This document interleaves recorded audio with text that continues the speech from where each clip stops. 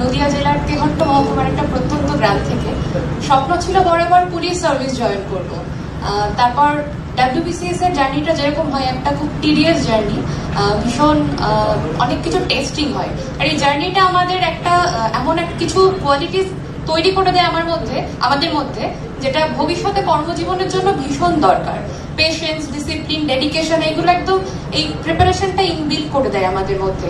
তো সেই ধৈর্যের পরীক্ষা দিয়ে যখন একটা স্টেপ পার করে করে যখন WBCS এর দিকে এগিয়ে যাচ্ছিলাম এবং স্বপ্নের দিকে, বিভিন্ন ক্ষেত্রে ব্যর্থ হয়েছি। তো সেই যাত্রাপথে এক সময় পরিচয় হলো WBCS মেডিসির সঙ্গে। মক টেস্ট, ইন্টারভিউ, ভীষণ গাইড পেয়েছি সৌম্য স্যারের সঙ্গে।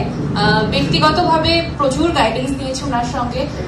যে কোনো মুহূর্তে যে কোনো বিষয়ে ফোন করতাম, স্যার একদম বিভিন্ন বিজি শিডিউলের মধ্যে থেকে খুব ঠান্ডা মাথায় প্রত্যেকটা মুহূর্তে আমাদের হেল্প করতেন। তো এই জার্নিটা কখনোই তার আলটিমেট সাকসেসটা পেত না যদি না এই ফাইনাল টাচটা আমরা পেতাম, স্যারের এই হেল্পটা আমরা পেতাম। তো অবশ্যই আমি সারা জীবন WBCS মেডিসিনের কাছে, স্পেশালি সৌম্য স্যারের কাছে কৃতজ্ঞ থাকবো।